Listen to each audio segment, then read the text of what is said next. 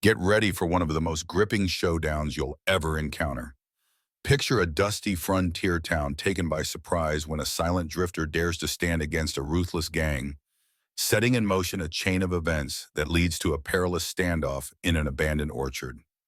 Bullets fly, lives hang by a thread, and secret tunnels beneath the streets just might turn the tide. In this epic tale, every moment crackles with tension. One wrong step, and the entire town could go up in flames. Wondering who walks away victorious and how the town finds hope in the aftermath? Then you won't want to miss a second of this story's pulse-pounding twists. Stay tuned for the full account, where we reveal the final clash, uncover old grudges, and meet the unlikely heroes who risk everything to protect their home.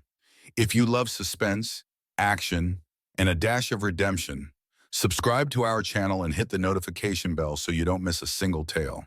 Let's dive into this frontier drama together. The late afternoon sun descended upon Crescent Falls in a haze of shimmering heat, turning the modest town's main thoroughfare into a corridor of elongated shadows. From the south came a traveler astride a smoky gray horse, his silhouette shifting against the backdrop of endless desert. This drifter did not, as most newcomers did, make straight for the saloon in search of a drink or a bed. Instead, he paused at the edge of town, remaining eerily still in the saddle. The man's name was Jonas Cross, and he possessed a gaze as pale and cold as late winter frost.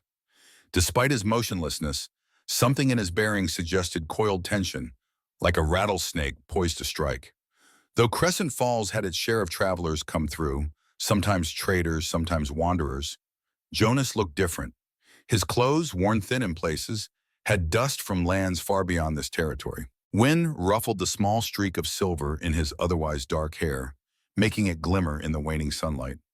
Even from a distance, one could notice the slight part in his long coat that hinted at a gun belt. Passers-by gave him sidelong glances, uneasy but also curious, for it was not often they witnessed someone radiate such intense calm in a place usually teeming with anxious energy. Crescent Falls itself was a study in contrast. It showed signs of having once been prosperous. Some buildings had elaborate wooden facades, and the main avenue was wider than in many frontier towns. Yet the years had worn the paint from walls, replaced laughter with resignation, and left dusty footprints on every threshold.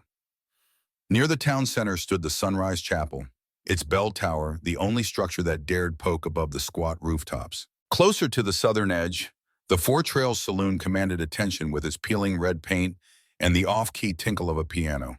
Across the way, a small general store, a blacksmith's workshop, and a narrow alley leading to a livery stable further defined the main street's simple geometry.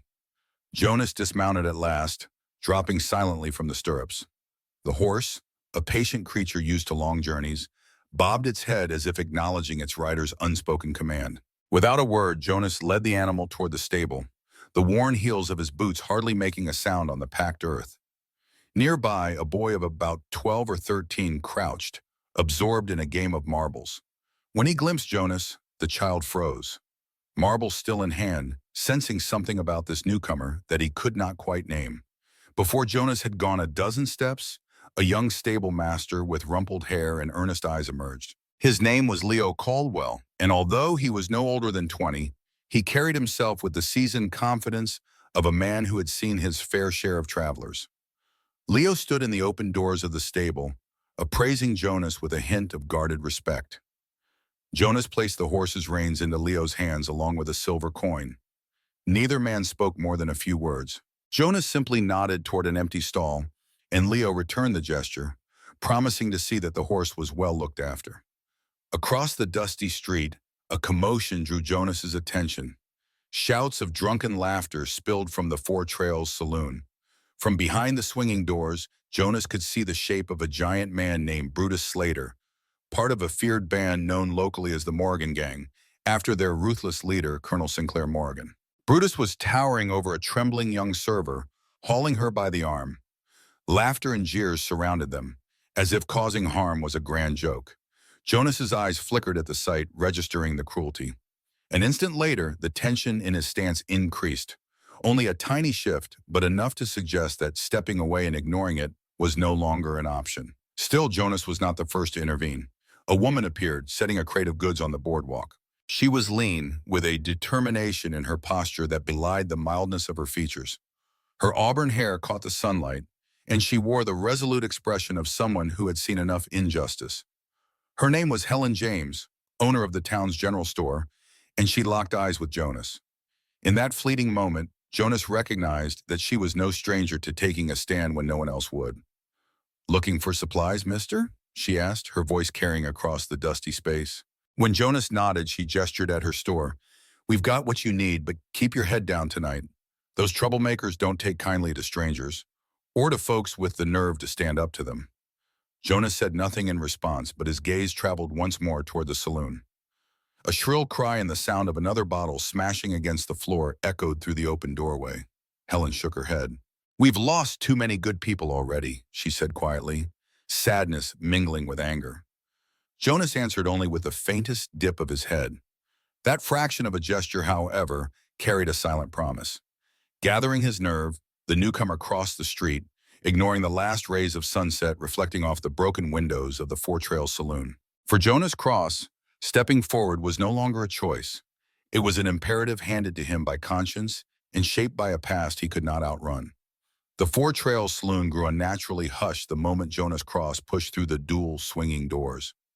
Moments before, raucous laughter and the off-key strains of a piano had dominated the air, mingled with the acrid scent of whiskey and stale smoke. Now, a tense hush spread through the room like a shockwave. Even those playing cards halted mid-deal, chips frozen between anxious fingers. The bartender, a heavy-set man sporting a leathery face from years in the sun, paused in the middle of polishing a glass. He surveyed the new arrival with cautious eyes.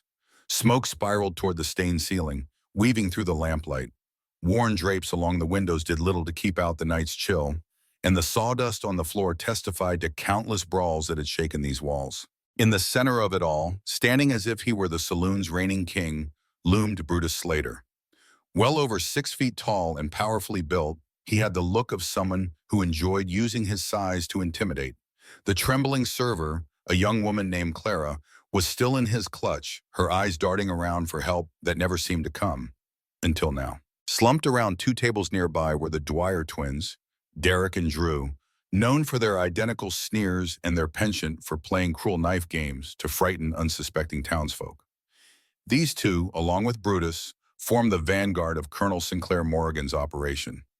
Though the colonel himself was seldom in Crescent Falls, he demanded tribute from the locals, enforced through the violence meted out by these men. For Derek and Drew, torment was a sport, and their faces brightened when they sensed an opportunity for it. Jonas advanced, each step deliberate, the floorboards giving a soft creak under his measured weight. Leo Caldwell's words about trouble with the Morrigan gang echoed in Jonas's mind, but he showed no visible sign of doubt or apprehension. He kept his coat partially open, enough that the presence of his revolver, a sidearm of elegant but worn design, could be glimpsed. It bore an ivory grip, the color nearly lost against the dim lighting, yet enough to indicate this was no run-of-the-mill weapon. Brutus Slater finally tore his attention from tormenting Clara and focused on the newcomer. "Well, look what walked in, another dusty wanderer," Brutus rumbled, voice as coarse as broken gravel. "Don't you know how to show respect, stranger? A fella steps in, he's supposed to greet the folks holding all the cards." He released Clara roughly. She stumbled, nearly losing her balance, but steadied herself against a table. Her eyes flicked to Jonas, a silent plea dancing in her gaze. Jonas said nothing. Instead, he continued his trek toward the bar. He nodded at the bartender, slid a coin forward. "Glass of water," he said, voice low, as though the spoken word were a tool to be used sparingly. Such a simple request in a saloon thick with whiskey fumes elicited a round of chuckles from the Dwyer twins. Derek spun a small dagger on the table's surface, while Drew mirrored the action with a near-identical blade. Brutus let out a booming laugh, stepping away from Clara as if she were an afterthought. "Water, you say? That's mighty polite of you, but we serve real men's drinks here, boy." He flexed his broad shoulders, showing off the muscles that had subdued many a troublemaker. "You sure you don't want something with a bit more kick?" Jonas sipped the water as soon as the bartender produced it. The silence of his response caused a stir. Almost everyone in the saloon watched him now. Helen James stood at the door's threshold, arms folded, worry etched on her features. She had warned Jonas, But something in the drifter's bearing suggested he had encountered far worse men than Brutus Slater. The hush deepened, the crack of wood from shifting chairs painfully loud. Brutus, clearly agitated by Jonas's taciturn demeanor, slammed his meaty palm on the bar. Bottles rattled, and the bartender jumped back instinctively. "You gonna answer me, or do I need to teach you some manners?" The giant's hand inched closer to the Colt revolver on his hip. Derek and Drew exchanged gleeful smirks, anticipating a show.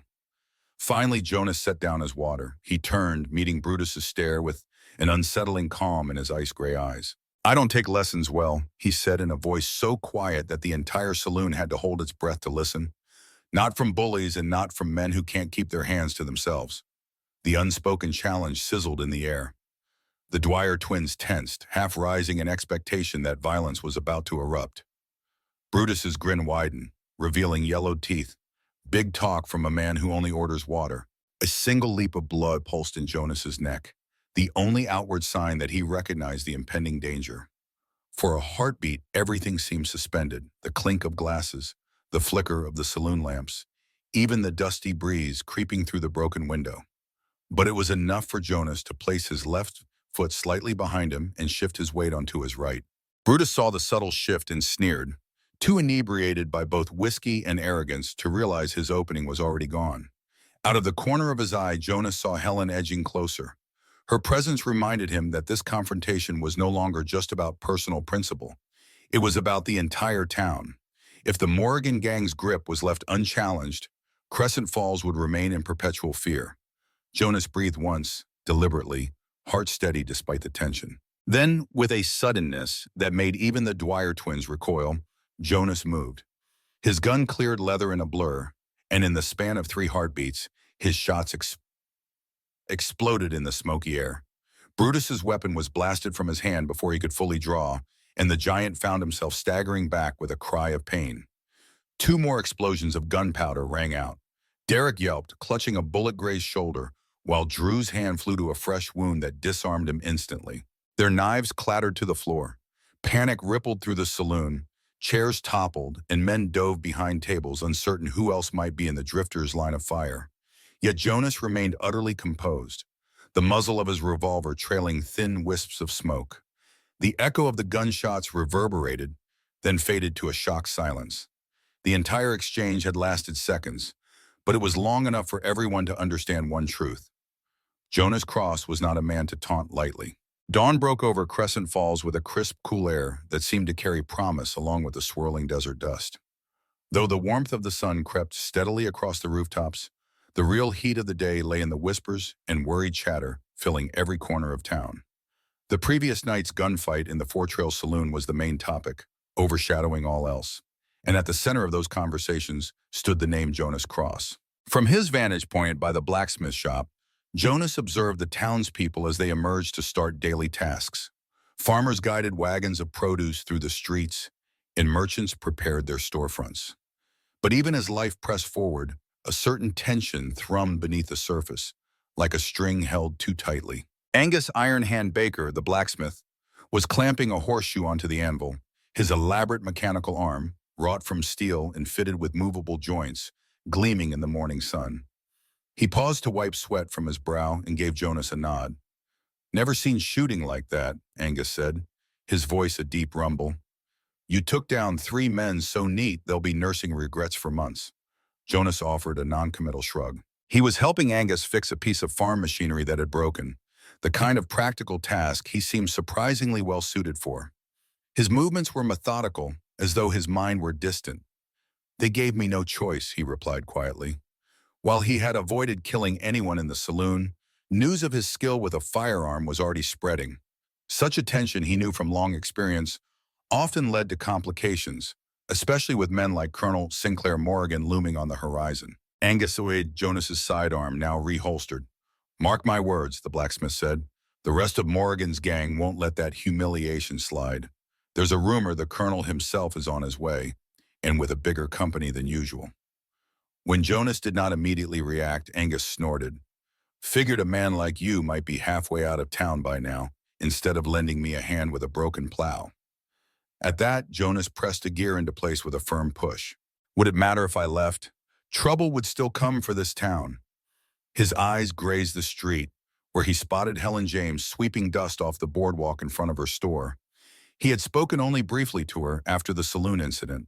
She had thanked him, but also warned him that Colonel Morgan would retaliate tenfold.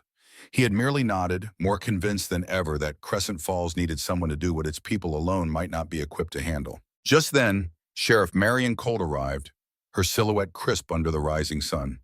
She was a tall woman, hair tied back in a severe bun, her badge glinting as she walked with purpose. Most of the morning she had been at the doctor's office where Brutus Slater, Derek, and Drew had spent the night under guard, their injuries tended to by the town's aging physician. "Jonas Cross," she called, and he turned, acknowledging her calmly. "We need to talk." They stepped aside into a small alley to speak privately.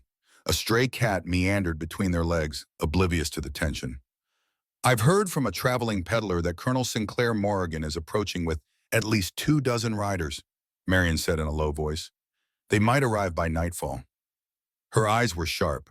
"Any truth to the rumor that you know Morgan? Some folks say you served under him during the war." Jonas's jaw clenched. "We crossed paths a long time ago. I've spent some time trailing him since." That was as much of the truth as he was willing to share at the moment. Marion's expression did not waver. She was used to men keeping secrets, but she had a talent for separating fact from fiction. "If Morgan's truly bringing that many riders, the local folk are outnumbered," she remarked. "We don't have the manpower or the weaponry to stand toe-to-toe with a seasoned group of outlaws." Jonas dipped his head in acknowledgement. "I didn't stand with them in the saloon last night to watch them get trampled today. There are other ways to fight. Morgan's men are used to brute force. That's what they respect. We'll have to show them something they won't expect." A flicker passed across Jonas's face, resolve mixed with something like remorse or recollection. "But first we need to rally the town." Sheriff Colt pursed her lips. "I've tried rallying them before. We held town meetings, tried forming a militia. Each time someone got threatened or someone died and the fear set us back twice as far." She exhaled heavily. "Can you do better?" A ghost of a smile touched Jonas's mouth. "I might, but I'll need help. Yours, Helen James's, Angus's, maybe that stable master Leo Caldwell, and a few others who know the lay of this town." He reached into his coat, pulling out a small piece of parchment. "There's a network of old smuggling tunnels under Crescent Falls, from what I've gathered. They were used long ago during the skirmishes with the Apaches and later by bandits. We can turn those to our advantage." Marion Colt studied his parchment for a moment, brow raised. "You've done your homework," she observed. "Fine. I'll assemble whoever we can trust at the chapel. Reverend Carver won't mind offering his space, especially if it helps us keep the peace. But let me be clear," she added, her gaze steady. "If you're leading us into a gunfight we can't win, I'll hold you accountable." Jonas slipped the parchment back into his coat. "Understandable," he said, stepping back to return to his work. Marion nodded, adjusting the brim of her hat as she left. The sheriff was already calling out to passing townsfolk, instructing them to spread the word. Jonas resumed his tasks, his thoughts as taut as a drawn bowstring, knowing full well that Morgan was not a man who bluffed. The day advanced with a relentless sun overhead, but each hour brought them closer to a potentially devastating showdown. Jonas tested the machine part he had just repaired, letting the clang of metal on metal echo his own sense of urgency. By mid-afternoon, Crescent Falls was abuzz with a trembling sort of anticipation, as if everyone expected the horizon to suddenly spew forth a swarm of mounted outlaws. Young Leo Caldwell finished tending to Jonas's gray horse and then hurried through the streets, delivering urgent messages from Sheriff Marion Colt. In front of the general store, Helen James was hastily stacking crates of canned goods and dried rations. Any townspeople passing by paused to ask if they should be preparing to leave. Helen's answer was the same each time. "If you have the means, go. But if you're staying, meet at the Sunrise Chapel before sundown." Despite her brave face, Helen felt her heart tighten each time she repeated the warning. She recalled how, just 2 years prior, Colonel Morgan's men had killed her father in cold blood when he refused to pay extortion money. She could still see the splintered boards of the store's porch where he fell, remember the reverberation of the gunshot echoing through her head. Since that day, Helen had managed to keep the store afloat, never allowing fear to steal away her father's dream of a thriving communal business. Now, though, that fear threatened to return until she'd witnessed Jonas Cross's arrival. Some said Jonas was a ghost of a soldier who had defied Colonel Morgan in a previous life. Others speculated he was simply a drifter with an uncanny aim. Helen did not claim to know the full truth. What mattered was that his willingness to stand up to the Morgan gang was already galvanizing people to do the same. She was lost in these reflections when Jonas appeared beside her, as silently as a shade. "You ready for the meeting?" he asked softly, scanning the deserted main street. The sunlight cast elongated shadows that stretched toward them, as if urging them onward into the unknown. Helen nodded. "As ready as we can, but the town's either going to rally or scatter. Hard to say which is better." Jonas set down the crate he was carrying. "Scattering won't save them in the long run," he murmured, voice tinged with an unspoken weariness. "Morgan's men might find them on the roads, or they'll just burn the town. Then there'll be nothing to come back to." Helen glanced at the revolver at Jonas's hip, the handle worn and smoothed by time. "You've seen this happen before, haven't you?" His eyes flickered, betraying a flash of memory he seemed reluctant to share. "I've seen more than I care to talk about. Towns left in ashes, families forced to flee." He looked away, scanning the horizon. "Morgan doesn't leave loose ends, not if he can help it." Before Helen could ask more, a distinct voice broke through her thoughts. "Helen! Jonas!" Called by none other than Harriet Old Hawk Townsend, known widely as Old Hawk, who approached with the rigid urgency of someone who had just discovered important news. Though older, Harriet possessed a wily acumen that belied her advanced years. She managed the local boarding house, hearing every rumor that blew through Crescent Falls. "I just spoke to a wandering preacher who came in from the south," she said between labored breaths. "He saw Morgan's riders on the move, at least 30 strong." Helen's grip on the crate she was holding tightened until her knuckles turned white. Jonas maintained a mask of calm, although she noticed how his posture changed. He shifted subtly, as if preparing for action. "We need to gather everyone now," he said, turning to Harriet.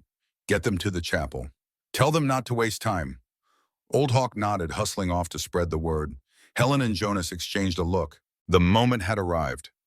"Let's go," Helen whispered, throat constricting around the sudden rush of apprehension. Together, they wound their way up the main street, weaving past shuttered shops and tent-side residents. When they arrived at the Sunrise Chapel, they found a diverse assembly of the town's citizens. Candles lit the interior, casting wavering shapes along the whitewashed walls. Sheriff Marion Colt stood near the altar, her figure tense but commanding. Reverend Carver, the chapel's caretaker, hovered nearby, wringing his hands in a manner that suggested he was not unaccustomed to stress.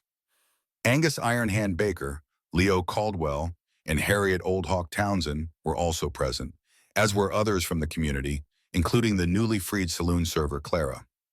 Many faces looked weary. The townspeople clung to the uncertain hope that Jonas Cross might offer a solution. The sheriff called for quiet. A hush settled, broken only by the shifting of boots on creaking floorboards. Jonas scanned the crowd, uncertain how to articulate what must be said.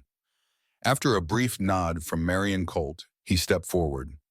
"Thank you all for coming," he began, voice pitched to fill the chapel. "Some of you have already heard, Colonel Sinclair Morgan plans to ride in here with a force that outnumbers us." A handful of people glanced nervously at one another. "I've seen his tactics. He will try to surround the town, cut off escape routes, then move in. But we have something he doesn't: knowledge of Crescent Falls." He paced along the front of the chapel, laying down a piece of parchment, his rough map of the old tunnels, on a makeshift table. "For those of you who don't know, there's a network of passages beneath the town. Smugglers used them back in the early days. If we use them correctly, we can strike from unexpected angles, evacuate civilians, and mislead Morgan's men about our numbers." The response was a mix of intrigued murmurs and quiet anxiety. Helen stepped up beside Jonas. "We'll need volunteers, people who can keep watch, who can handle firearms, who can carry water to put out fires if Morgan tries to burn us out." She locked eyes with a woman in the pews who was cradling a small child. "Anyone not willing or able to fight can leave, but it has to be tonight. Once Morgan arrives, traveling the roads is too risky."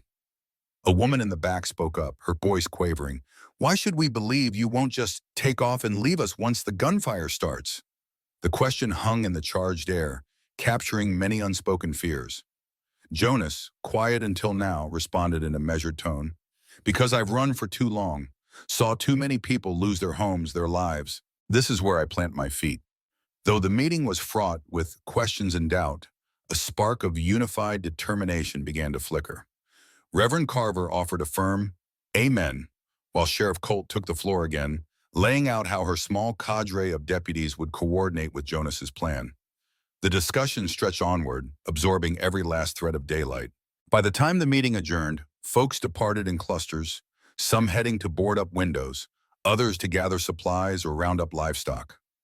With each step, they walked deeper into a night that seemed to vibrate with the promise of violence to come.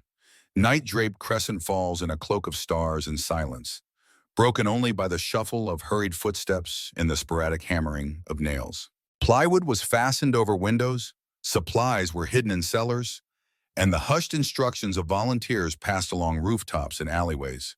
Despite the tension, a sense of collective purpose bound the townspeople together, like threads weaving into a cohesive tapestry.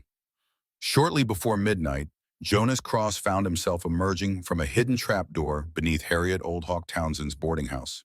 He brushed away cobwebs clinging to his shoulders. Standing in a narrow space behind the building, he surveyed his surroundings to ensure no one hostile lurked in the gloom. Satisfied, he turned and motioned for Angus Iron Hand Baker to follow. The blacksmith's mechanical arm gleamed under the lantern light Jonas held. This tunnel leads under Main Street and connects near the livery stable, Jonas explained. From there, another branch goes toward the southwestern edge of town. We'll use it to position some sharpshooters or set distractions if Morgan's men come in that way. Angus blew out a breath of relief upon seeing the night sky after the stale darkness. Word around town is that Morgan might try to set multiple fires, force us out in the open, he said. I remember him pulling a similar trick on the folks in Hollow Bend years back. Jonas nodded, recalling that fiasco. He had only heard about it then. Now he was determined not to stand by as history repeated itself in Crescent Falls. The quiet was shattered by distant hoofbeats. Jonas tensed, ears straining. The pattern of the horse's gait suggested a larger group, and the sound was drawing closer. He hastily gestured for Angus to douse the lantern. Within moments, they stood in near total darkness, straining to catch any glimpse of movement. Over by the blacksmith's shop, a silhouette appeared. Jonas recognized Leo Caldwell, who signaled them with a rapid wave of an oil lantern. One quick flicker, then darkness again. That was the signal Jonas and the sheriff had arranged to indicate that a scout had spotted Morgan's men advancing. Stealthily, Jonas and Angus moved closer to the stable. They found Leo crouched behind a water trough, his face pale in the moonlight. Ryder came in, he whispered. One of Morgan's outrunners. Didn't spot me, but he's definitely checking our defenses. The young stable master pointed west. Headed that way, likely to report back on what he sees. Jonas exchanged a grim look with Angus. So Morgan's near, he said softly. Gather the others. We'll reconvene at the safe house near the chapel. Leo and Angus nodded. Each split off in separate directions, disappearing into the labyrinth of alleys and back lanes. Jonas hovered for a moment, scanning the silent street. A faint light glimmered in an upstairs window across from the stable. Helen James, he knew she was gathering medical supplies, rummaging through whatever was left of her father's old emergency stock. She glanced out from the window and saw him. They locked eyes, and Jonas tipped his hat in a silent salute before slipping back into the shadows.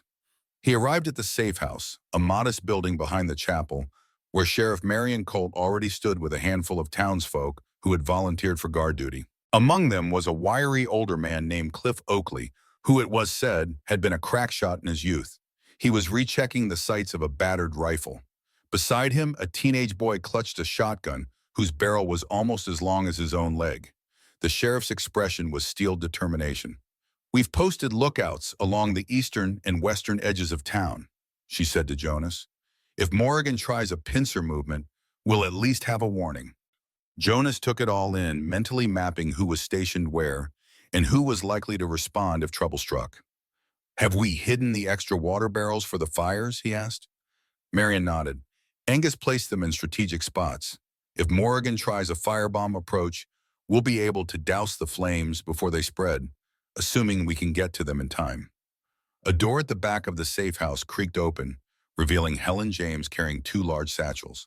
Medical kits, she said without preamble, setting them down near a makeshift cot. She paused for a moment, glancing around the dimly lit space. We're as ready as we can be, right? Her voice held a trace of the weight she felt. Marion shot Jonas a look that said, "You're the one who's been studying Morrigan. Tell us how bad it will be." Jonas sighed. "I wish I could say we'll repel them easily, but these men are ex-soldiers and outlaws. They fought in the war, many of them at Morrigan's side. They coordinate like a military unit, but they have no moral restraint." His tone hardened. "I've seen them ride into a settlement, burn half the homes, rob the rest, and kill anyone who opposed them. If we're not prepared, Crescent Falls could suffer the same fate." Silence hung heavy as the weight of his words took root. Finally, one of the volunteers, a middle-aged woman clutching a small revolver, spoke up. "If I have to die defending my home, so be it. I'm not letting these devils run roughshod without a fight." A few murmured agreement rippled through the group. Jonas nodded. "That fighting spirit might be our best weapon. They underestimate ordinary townsfolk." A brief round of final instructions followed: where to shoot from, how to use the tunnels, when to regroup. With a last look at the determined faces around him, Jonas offered a measured nod. "Hold your positions until you see the signal flares or hear the bell from the chapel. Listen for the pattern. 2 rings means we're forcing them into an ambush. 3 rings means they're forcing us out of cover. Stick to the plan, and remember we have each other's backs." The group dispersed, some heading to vantage points on rooftops, others to concealed doorways behind which they could ambush unsuspecting marauders. Jonas lingered with Helen for a moment, allowing the hush of the safe house to cloak them. She lowered her voice. "You could have ridden off and left us to fend for ourselves, but you're still here." Jonas's gaze flicked to her. "I'm tired of running," he said softly, a nuance of vulnerability breaking through his usual stoicism. "And maybe I'm starting to believe in something again, something worth standing still for." Helen's eyes glistened as she blinked away thoughts unspoken. Outside, a hush fell over Crescent Falls, as if the very air anticipated the violence lurking just beyond sight. They could do nothing but brace themselves for the storm and hope the lines they had drawn in the sand would hold. When dawn began to unveil the horizon, it was not a welcome sight but a ticking clock for Crescent Falls. The first official light of day illuminated the desert in sharp relief, exposing every rock and dip in the terrain. It also revealed a distant column of dust to the south, evidence of riders approaching. Colonel Sinclair Morrigan was on the move. Jonas Cross stood on the belfry platform of the Sunrise Chapel, using a spyglass to study that cloud of dust. He counted at least 20, maybe more. But he also knew Morrigan often divided his forces, sending them in from multiple sides. No illusions about it. See, this was going to be a harsh confrontation. He lowered the spyglass and nodded to Reverend Carver, who gripped the rope for the church bell. "Not yet," Jonas said in a hushed tone, mindful that sound traveled easily in the still morning air. "Let them get closer. We need to know how he's spreading them out." Below, a small crowd had gathered in anticipation of the bell's toll. Helen James, Sheriff Marion Colt, Angus Ironhand Baker, Harriet Old Hawk Townsend, and others waited anxiously.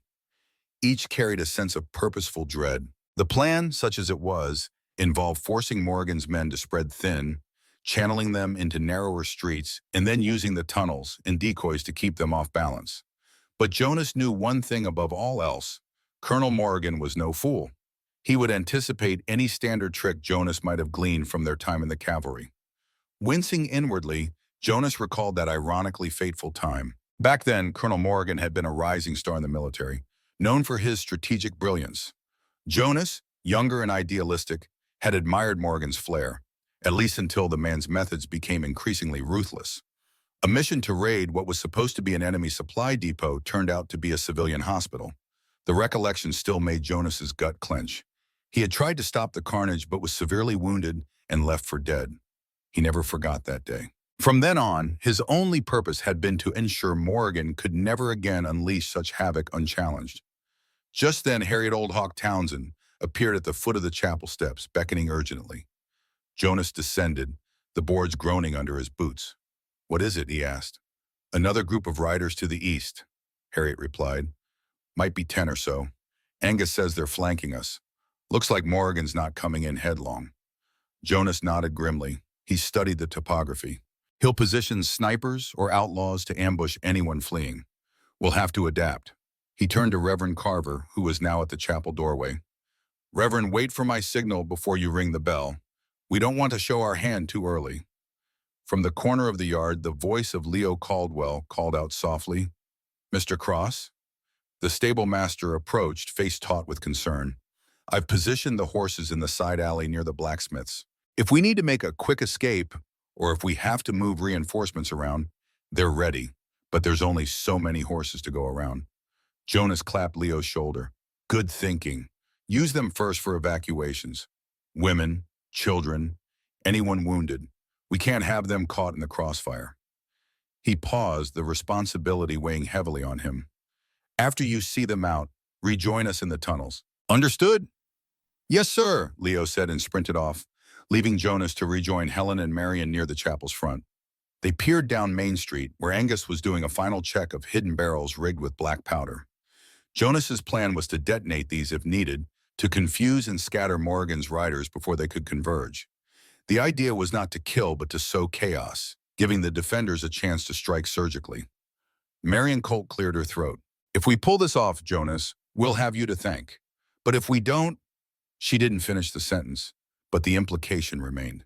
The survival of Crescent Falls teetered on a razor's edge. Jonas, expression unreadable, simply said, let's make sure we do. Time inched along until, at last, Colonel Morgan's main force began to crest a sandy rise that bordered the south side of town. Through borrowed binoculars, Marion watched them arrive. Morgan sat at the head of the column, wearing the frayed remains of his old uniform. Even from a distance, his posture radiated imperious command, and his voice barked orders that carried on the wind. Helen felt her heart hammering. She squeezed Jonas's arm. We're really doing this. He placed a reassuring hand over hers. You've done more than you know to prepare. Stay strong. She nodded, stepping back to join the group assigned to defend the general store. Jonas took one last glance around, verifying that everyone was at their post. Harriet with her watchers on the second-floor balcony of the boarding house, Angus with his rigged barrels by the blacksmith's shop, Leo ready with the horses and the tunnels, and Reverend Carver in the chapel tower, waiting for the signal. The hush that fell over Crescent Falls as Morgan's vanguard drew near was suffocating. The colonel halted his riders at the outskirts, scanning the main street with a cunning squint. Jonas glimpsed him stepping forward. Winters? Morgan called out, using Jonas's old surname from when they served. I know you're here. You've chosen a poor place to make your stand. Let's not draw blood if we don't need to. Surrender yourself, and I might spare these poor fools. Jonas inhaled, face set in stone. The colonel was trying to lure him into direct confrontation. He motioned to Reverend Carver. The bell tolled once, then fell silent. That was the signal for the concealed volunteers to remain hidden and hold fire. Jonas raised his own voice in reply. Colonel Morgan, you're not welcome here. Take your men and go. The colonel's response was a low, mocking laugh. You still think a moral high ground can stop bullets and knives? He advanced another step, spurring his black horse forward. I gave you your chance, Jonas. You stand against me once more. You'll regret it. But Jonas was no longer the naive soldier. He had witnessed too much cruelty, including Morgan's callous disregard for innocent lives. Better men than you have tried to break this town's spirit, Jonas shouted back. They failed. You will too. An angry snarl twisted Morgan's features. At the colonel's signal, a half-dozen men fanned out, guns drawn, creeping closer along the dusty street. All at once, the atmosphere in Crescent Falls tightened like a bowstring pulled taut. Jonas retreated behind a crate, pressing his back against the rough wood. He prayed silently that the defenses were solid, that the townsfolk wouldn't lose their nerve. If they could just maintain discipline through these opening minutes, they stood a chance at scattering Morgan's forces and limiting bloodshed. He shot a look at Marion, who crouched on the opposite side of the street. She counted silently, waiting. 1, 2, 3. Then it happened. An explosion boomed on the western edge of the town. Fire and smoke erupted near the abandoned barn, a carefully placed barrel of black powder. Morgan's men recoiled, horses rearing and shrieking. That was their cue. Shots thundered from hidden vantage points. Harriet's watchers in the boarding house opened fire, forcing the riders to scramble for cover. The colonel bellowed for them to hold the line, but confusion seized the outlaws in those vital moments. Jonas peeked from behind the crate, leveling his revolver at one of Morgan's lieutenants. A single retort from Jonas's gun, and the man toppled, wounded in the shoulder. Cries of alarm echoed off the buildings. The southwestern tunnel entrance disgorged Angus and two others, who fired potshots into the flustered men. The carefully choreographed dance of chaos was underway, and for a moment Jonas thought it might be enough. Maybe they would send Morgan's gang reeling, but he should have known Morgan had contingency plans of his own. The colonel rallied his men from near the barn, barking orders in a voice refined by years of command. Another group of outlaws emerged from behind the livery stable, pinning down Leo Caldwell's position. Jonas clenched his jaw. This was exactly what they feared, a multi-pronged assault. The next few minutes would decide if Crescent Falls stood or collapsed into ruin. A thunderous volley of gunfire lit the dusty air with muzzle flashes, as the sun blazed overhead like a silent witness to the mayhem unfolding below. What had started as a well-orchestrated defense by the townspeople began to fray around the edges the moment Colonel Sinclair Morgan's reinforcements revealed themselves behind the livery stable. Jonas Cross sprinted across the open stretch of Main Street, weaving past bullets. The sharp crack of rifles and the deeper boom of shotguns roiled together into a deafening cacophony. Sheltered behind a broken water trough, Helen James sucked in a breath, checking on the small group assisting her. They were meant to guard the general store and its precious medical supplies. Now they were forced to hold off a half-dozen of Morgan's men who had circled behind them. Her heart hammered in her chest, but her grip on the rifle remained steady, thanks to the memory of her father's unwavering courage. She raised her weapon, picked a target, a tall outlaw wearing a cavalry-style hat, and squeezed the trigger. The man went down, clutching his thigh. "We're holding," she yelled to Clara, the former saloon server now trembling beside her. "Aim low, don't waste your shots." About 40 yards away, Jonas lunged behind an overturned wagon, flinching as bullets tore splinters from the wood. He risked a glance around the wheel. He spotted Brutus Slater, the giant who had harassed Clara in the saloon, now free of his bandages and roaring commands at lesser outlaws. Brutus hefted a shotgun, scanning for any sign of Jonas. With practiced cool, Jonas lined up his revolver's sights and fired. The bullet caught Brutus in the arm, spinning him halfway around. Bellowing in pain, the huge man dropped the shotgun. Furious, he retreated behind a collapsed fence, calling for backup. Jonas exhaled, grateful that Brutus was at least temporarily out of the fight. But no sooner had he made that shot than a new threat emerged. The Dwyer twins, Derek and Drew, rifles in hand. They had learned from their humiliation in the saloon. They crouched low and advanced in a pincer formation, exchanging silent signals like two predators stalking prey. Jonas braced himself. A single bullet whizzed so close he felt the air part near his ear.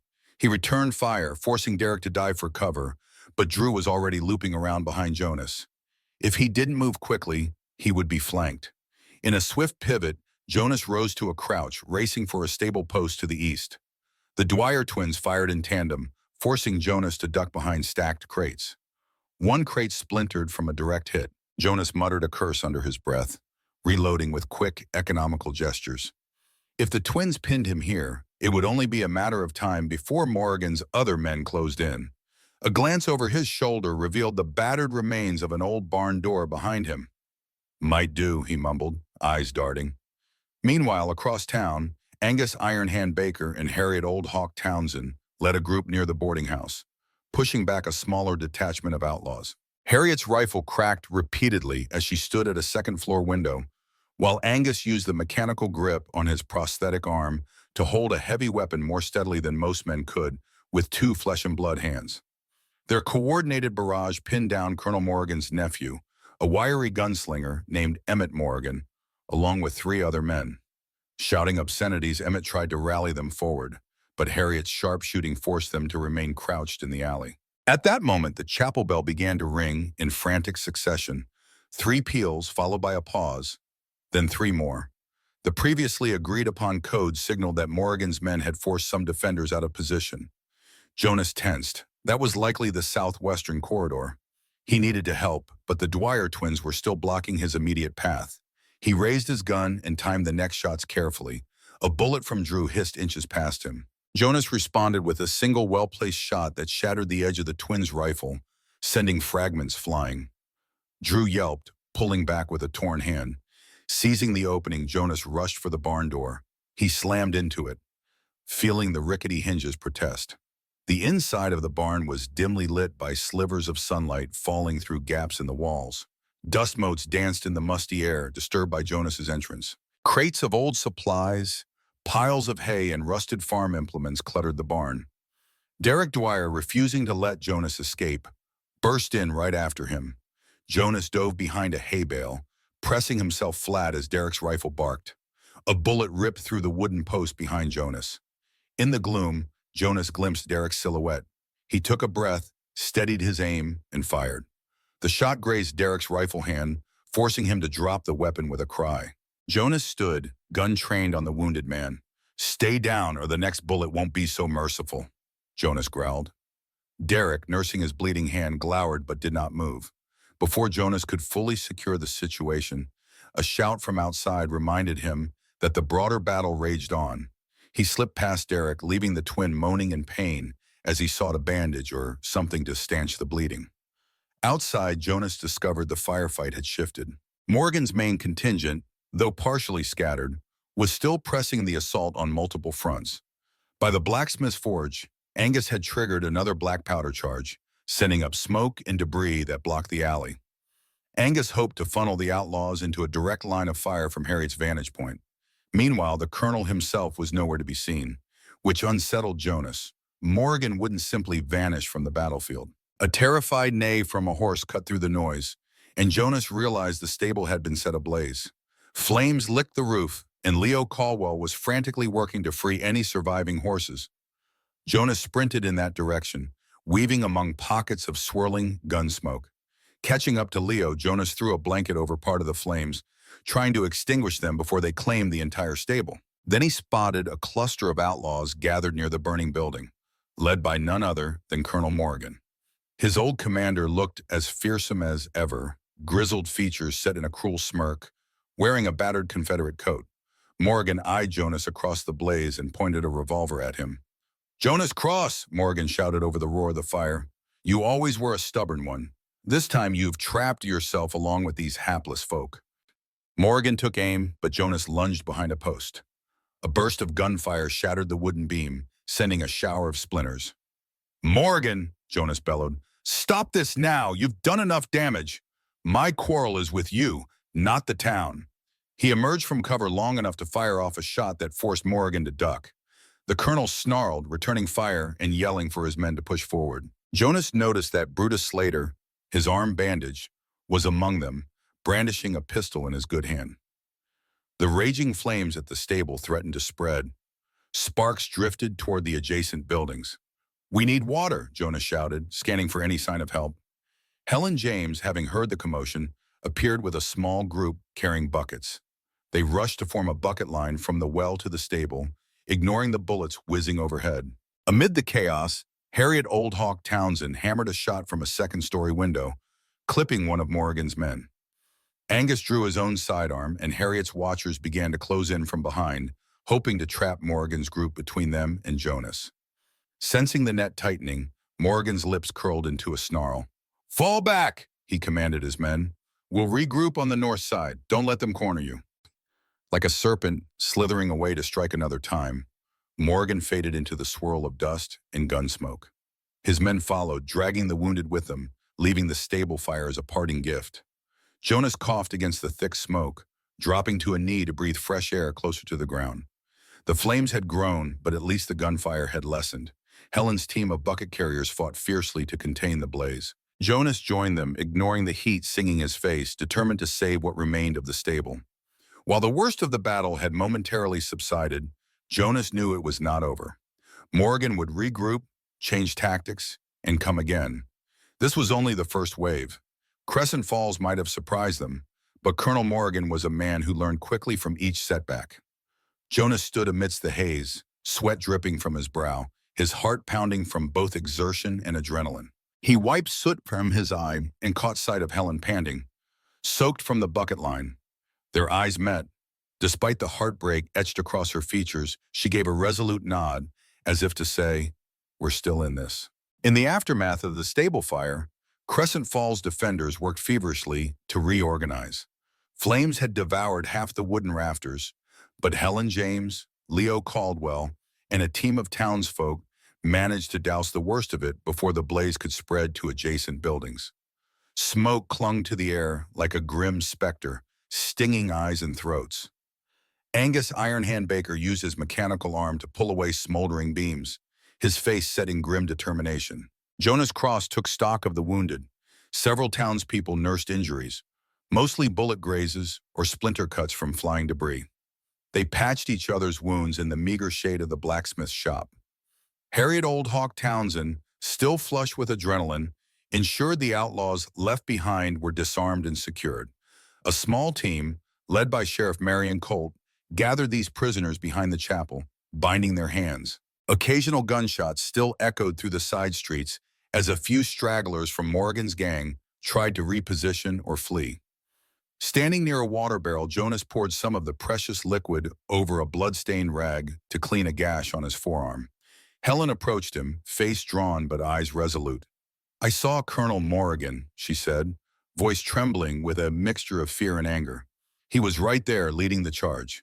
Oh, Jonas nodded wearily, pressing the rag to his wound to stanch the bleeding. "That's how he always operates. Ruthless, controlling, strategic. He won't leave until this town is either broken or we force him out for good." Helen's voice caught in her throat. "Is there no way to end this without more bloodshed?" Jonas paused, memories swirling of times he'd tried to reason with Morgan in the past. "He doesn't understand mercy," Jonas said at last. "But we can try to confine the fight, limit casualties. That's what we've been doing with these ambushes and distractions." Nearby, Leo Caldwell rushed up, breath ragged. "We've got a problem. Morgan's regrouping near the orchard on the north side of the town. Brutus Slater is with him, along with about a dozen men, maybe more. They've formed a defensive line between the orchard and the old trading post. They might be trying to flank us again." Jonas lifted his gaze. "We have to meet them head on, or they'll pick off the rest of our positions." "Where's Harriet?" "Still at the boarding house with a sniper team," Leo answered. "She might be able to give us cover if we approach the orchard from the western ridge." Jonas handed the rag to Helen, ignoring the discomfort of the open cut. "Stay here," he instructed gently. "Tend to the wounded. Keep the store locked down. If they push this way, call for Angus. He's got a stash of black powder barrels left." Helen opened her mouth to protest but thought better of it, nodding curtly. Soon Jonas, Leo, and Sheriff Marion Colt gathered a small squad of determined townsfolk. Reverend Carver even joined them, though he refused to carry a gun, sporting only a stout wooden staff. "The Lord might have more peaceful solutions," the Reverend offered in a subdued tone. "But in the meantime, I'll do my part to protect the innocent." The group made their way along a narrow alley toward the western ridge, carefully stepping over broken timber and shards of glass. At the edge of town, Harriet's watchers waved them over. They had established a makeshift command point on the second floor of a partially collapsed structure. Through a spyglass, Harriet indicated the orchard in the distance, where the silhouettes of a dozen outlaws moved among the trees. "They've got a vantage, but they're not charging yet," Harriet said softly. "Might be waiting for Colonel Morgan to show up with reinforcements." Sheriff Colt clenched her jaw. "We can't let them keep that orchard. If they set up a perimeter, they'll force our people into open ground." Jonas studied the terrain. The orchard lay on a gentle slope dotted with apple trees, the spaces between them partly visible from Harriet's vantage point but riddled with potential cover. Colonel Morgan and his men would be able to fire downhill at any approach. Jonas raised his voice enough for the small assembly to hear. "We'll circle around the orchard's western side and approach from behind those large boulders. Harriet can keep some cover fire from here. Once we're close enough, we created a distraction to draw them out of the orchard. If we succeed, then we can cut off their route of escape and trap them." Marion gave him a wary look. "And Colonel Morgan?" Jonas's eyes hardened. "If he shows up, I'll handle him." The plan set in motion, Jonas, Leo, and 3 other volunteers flanked left around the orchard, hugging a series of rocky outcroppings. Harriet and her sniper team provided covering shots whenever an outlaw strayed too far from cover. At one point, Derek Dwyer, hand bandaged from earlier, scrambled into view, only to be forced back by Harriet's rifle fire. Meanwhile, the orchard's stillness grew oppressive. Birds that once nested there had long since fled the gunshots and explosions. As Jonas and his group neared the orchard's perimeter, two outlaws came into view, standing behind a low stone wall that served as a property boundary. Jonas signaled for the group to hold. He raised his revolver, took careful aim, and fired. One outlaw crumpled with a shot to the leg, while the other let out a shout, returning fire wildly. Leo Caldwell and another volunteer used the distraction to dash closer, seeking better cover behind a cluster of shrubs. Bullets thudded into the dirt around them, sending up clouds of dust. Bracing himself, Jonas lunged forward, sliding into position behind an overturned cart. He glimpsed Brutus Slater's hulking figure among the orchard trees, bellowing directions to his subordinates. The orchard's thick canopy of leaves filtered the harsh daylight, casting everything in a surreal patchwork of light and shadow. Jonas eased out from behind the cart to get a clearer shot, but a bullet whistled past, forcing him back into cover. Suddenly, from behind the orchard rose the sound of Colonel Morgan's voice, as regal and fierce as any battlefield commander. "Close ranks! Don't let them flush you out!" Jonas felt his heart clench. Morgan was fully committed now. The colonel's men obeyed, pivoting in a coordinated manner. Jonas exchanged a look with Leo and the others. If they didn't move fast, Morgan would lock down this orchard and eventually starve the defenders out. Summoning all the nerve he had, Jonas gestured for a simultaneous rush. Leo nodded. On a single count, they burst from cover, guns blazing. The orchard erupted into chaos. Outlaws scrabbled for new vantage points. Brutus Slater roared for them to stand firm. Colonel Morgan barked curses as Harriet's rifles from the hillside hammered the orchard's flank. Jonas's team advanced in short, controlled dashes. Each time they moved, a flurry of bullets hissed overhead or thwacked into tree trunks. Jonas spotted Brutus in a clearing, wild-eyed and wounded. The big man locked eyes with Jonas. "Cross," he spat, raising a revolver with his uninjured hand. Jonas dove behind a tree as gunfire flared. Wood splintered. Jonas flung himself around the trunk, returning a shot that sliced through Brutus's shoulder. Already wounded from earlier, the giant man collapsed onto one knee, dropping his gun. Jonas advanced, pressing the barrel of his weapon near Brutus's broad chest, breath coming in ragged gulps. "Stay down," he hissed. "You're finished." Brutus glared, blood trickling from the corner of his mouth, but he did not try to rise. In that instant, Jonas noticed something behind Brutus. Colonel Morgan stepping through a line of trees, pistol aimed squarely at Jonas. Reflex took over. Jonas dropped to the ground. Morgan's shot rang out, passing just above Jonas's shoulder. Jonas fired back, forcing Morgan to dart behind a trunk. The orchard now reeked of gun smoke and bitter adrenaline. A lull in the firing revealed whimpers, groans, the rustle of leaves disturbed by fallen men. Jonas scrambled behind another tree for cover, heart thumping painfully in his chest. He could sense the final confrontation nearing. Morgan was too prideful to retreat a second time. When Jonas peered around, Morgan was standing about 20 yards away, partially exposed. The colonel's face was twisted with rage and triumph. "Jonas Cross," he called, voice dripping with disdain. "You're still the idealistic whelp who tried to lecture me about mercy." Jonas aimed, but Morgan sidestepped, returning fire. Another bullet ricocheted from a nearby trunk. "Look what you've dragged these people into," Morgan shouted. "All because you can't accept the world for what it is." The last line carried more weight than Jonas cared to admit. He had seen horrors, but he believed in the possibility of redemption, for himself if not for Morgan. In the orchard, that belief was tested. Jonas steadied his breath, focusing on Morgan's silhouette. Then, with a fierce resolve, he squeezed the trigger. Morgan grunted as a bullet ripped through his coat, grazing his side. With a snarl, the colonel staggered, but he still stood, gun up. Before either man could fire again, Harriet's rifle cracked from the hillside, a shot that landed near Morgan's boot, spraying him with dirt. Enraged, Morgan realized how vulnerable he was. He fired a desperate round at Jonas, forcing him to duck. Then, in a swift motion, the colonel spun and dashed deeper into the orchard, presumably toward a fallback position. Jonas cursed under his breath. The orchard had become a labyrinth of gunfights, each cluster of trees its own small battlefield. If Morgan regrouped once more, the cycle would continue. Jonas signaled for Leo and Marion to press forward, hoping to seize the advantage. Every breath Jonas took felt thick with the orchard's swirling dust and gunpowder residue. He pressed on, weaving between trees, occasionally returning fire at scattering outlaws. Would he finally corner Morgan here? He was so lost in that thought that he almost missed the figure approaching from behind. A twig snapped. Jonas whirled, pulling the trigger. Click. Empty chamber. The newcomer froze, arms raised. It was Helen James, sweat-soaked and wide-eyed, having followed them in a bid to help. Jonas's heart nearly stopped. He lowered the useless gun. "What are you doing here?" he rasped. Helen trembled. "We saw more of Morgan's men sneaking in from the south. We couldn't hold them in town. Angus is dealing with stragglers, but I came to warn you." Another spatter of gunfire tore through the orchard to their left. Jonas reloaded quickly, beads of sweat rolling into his eyes. "We finish this now," he muttered through clenched teeth. "Morgan's pinned. If we let him slip away, he'll regroup all over again." Helen swallowed hard and nodded, though fear radiated in her gaze.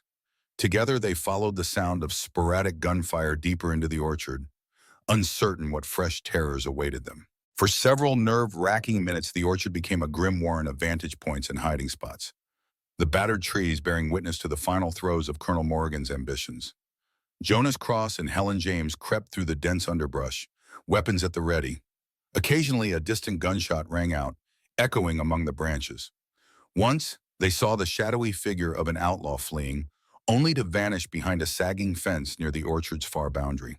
Behind them, Sheriff Marion Colt and Leo Caldwell tried to herd the last of Morgan's men into a dead-end ravine, aided by Harriet Old Hawk Townsend's sniper coverage from the hillside.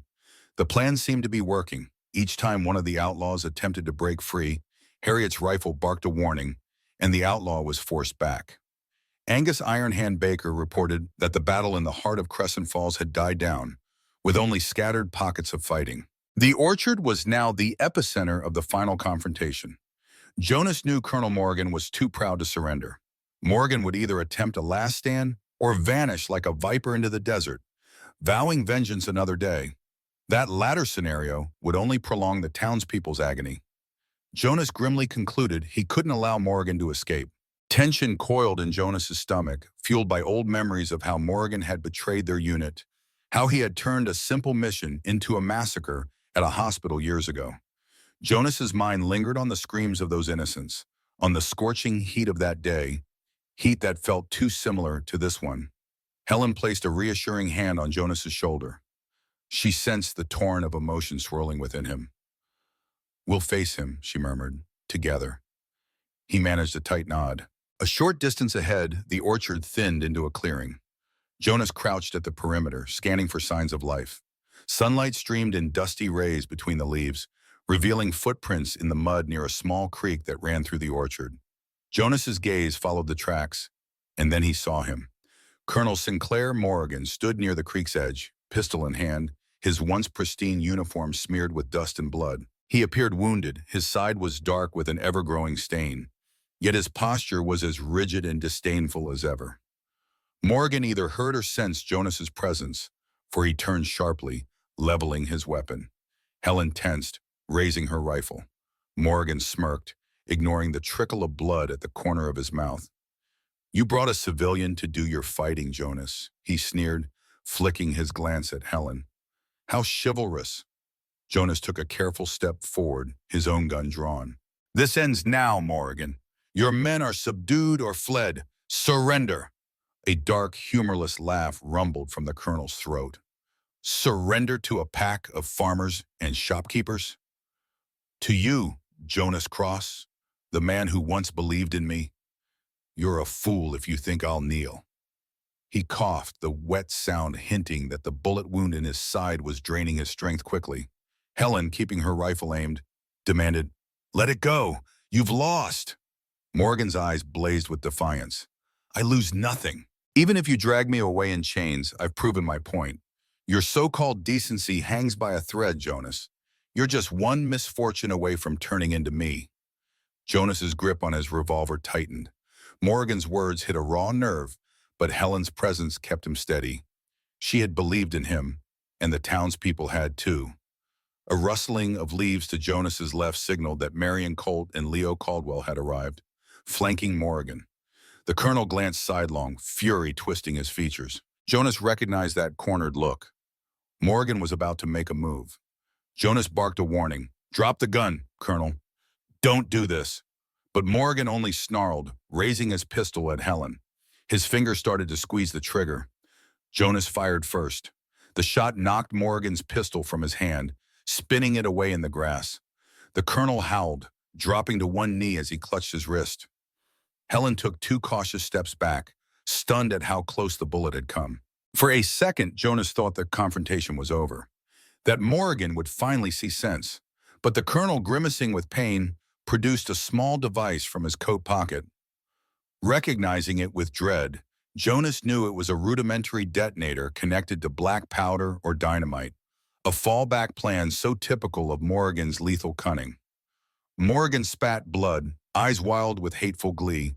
"If I can't have Crescent Falls, no one will. One flick, and I blow this orchard and half your precious town sky high," he hissed, pressing the device's plunger halfway. Jonas felt as though time froze. He saw everything in stark detail.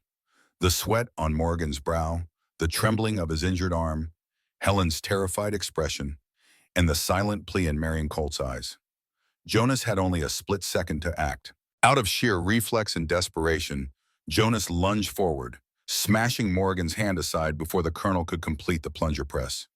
The device clattered into the creek, shorting out in the water with a hiss. Morgan's rage exploded into a furious cry. He swung a punch at Jonas's jaw with his good arm. Jonas barely deflected it, staggering sideways. They grappled in the muddy bank, fists connecting with bone and flesh. Morgan, despite his wounds, fought like a rabid animal, fueled by hatred.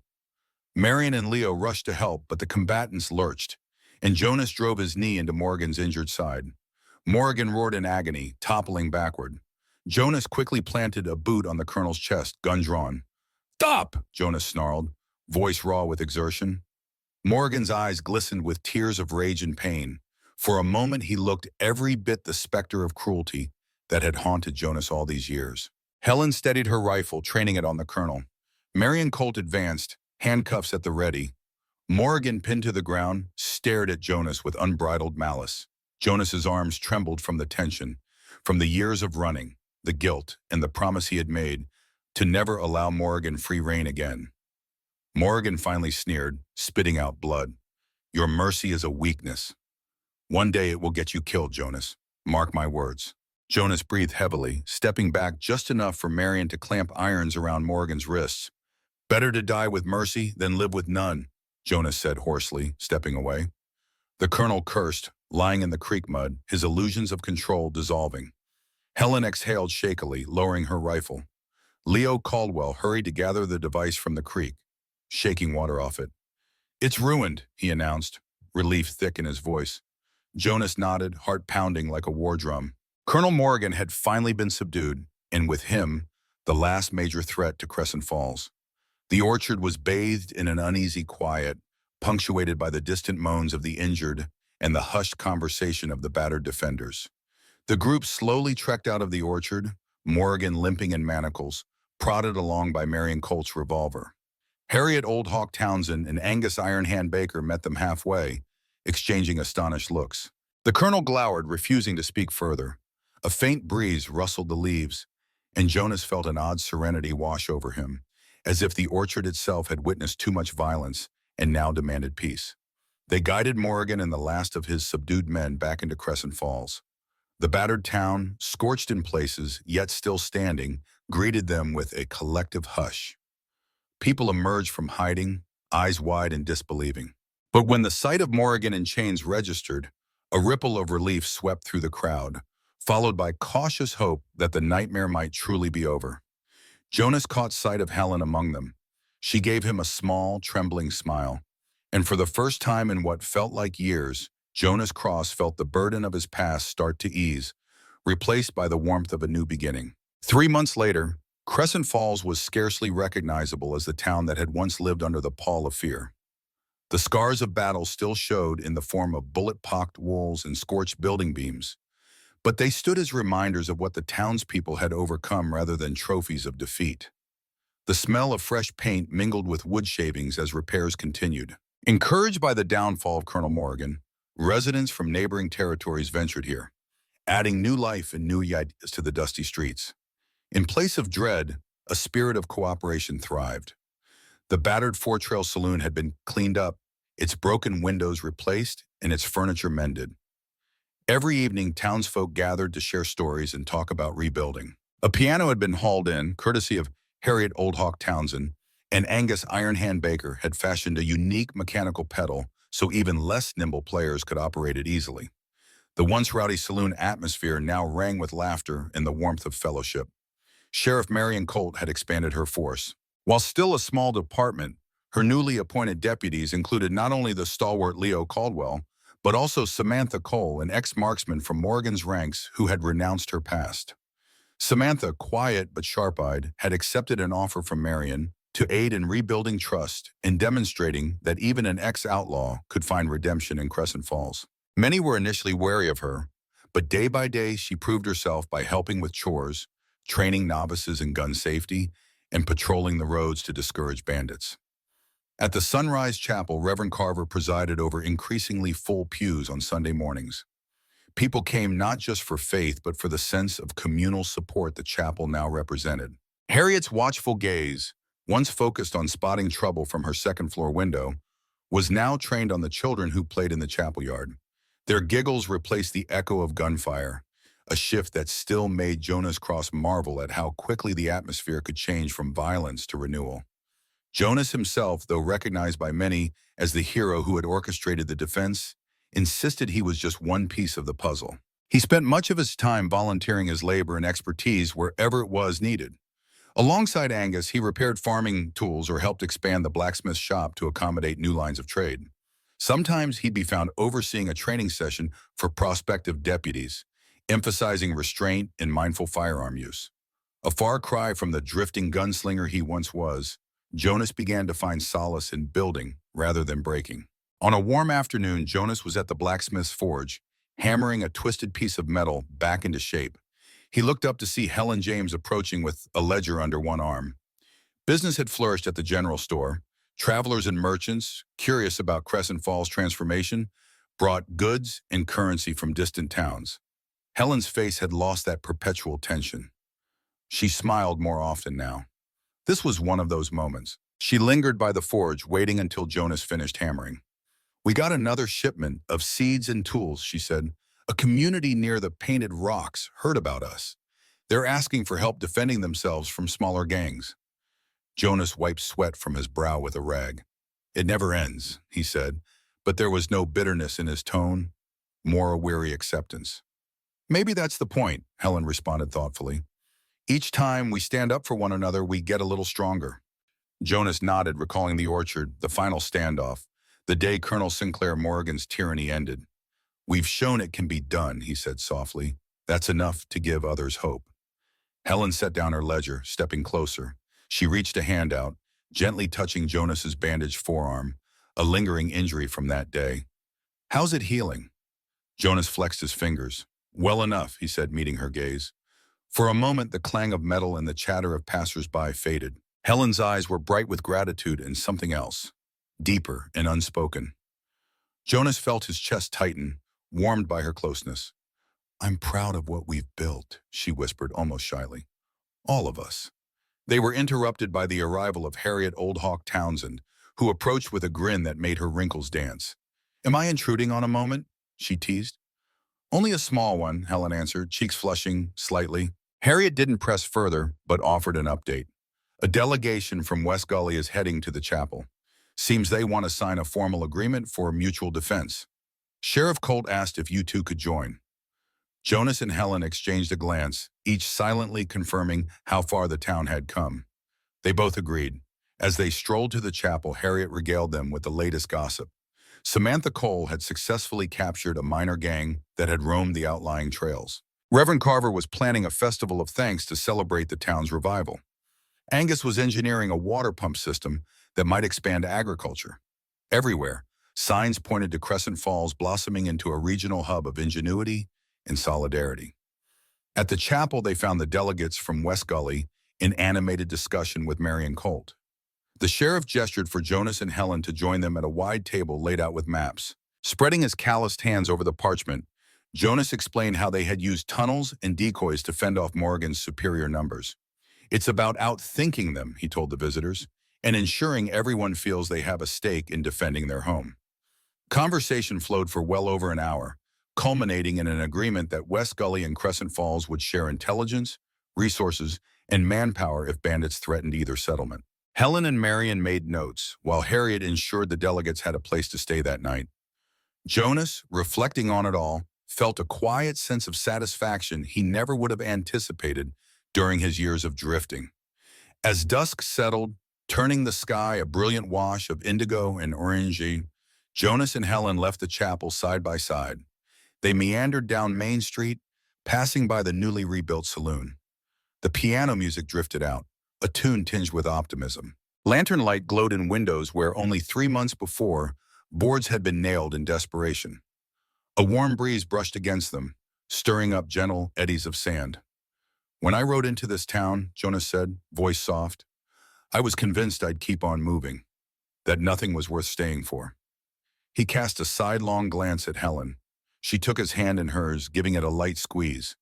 "We're all a little surprised at how quickly life can change," she replied, warmth in her smile. Jonas felt his heart surge with a blend of gratitude and humility. "I owe you all a debt," he said. "You gave me a place to stand, a reason to saw looking over my shoulder." They paused at the porch of the general store, the same spot where Helen's father had once confronted Morgan's men.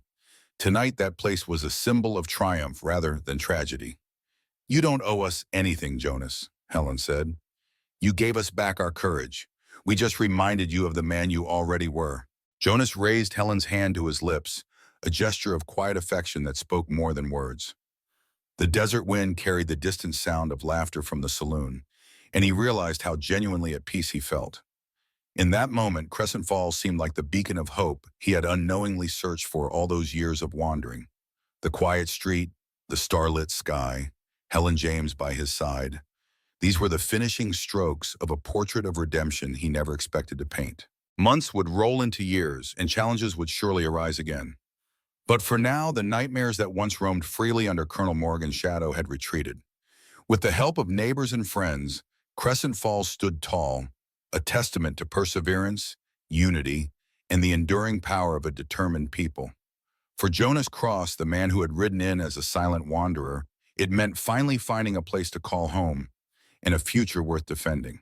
From the triumph over Colonel Morgan's gang to the town's inspiring rebuild, this story reminds us that unity, courage, and compassion can conquer even the darkest challenges. The people of Crescent Falls, every storekeeper, blacksmith, and everyday resident, proven that standing together is stronger than running alone. For me, this journey has been a powerful lesson in hope. Watching our heroes overcome their fears, lean on one another, and carve out a brighter future truly shows how second chances can blossom in the unlikeliest of places. Now, we'd love to hear your thoughts.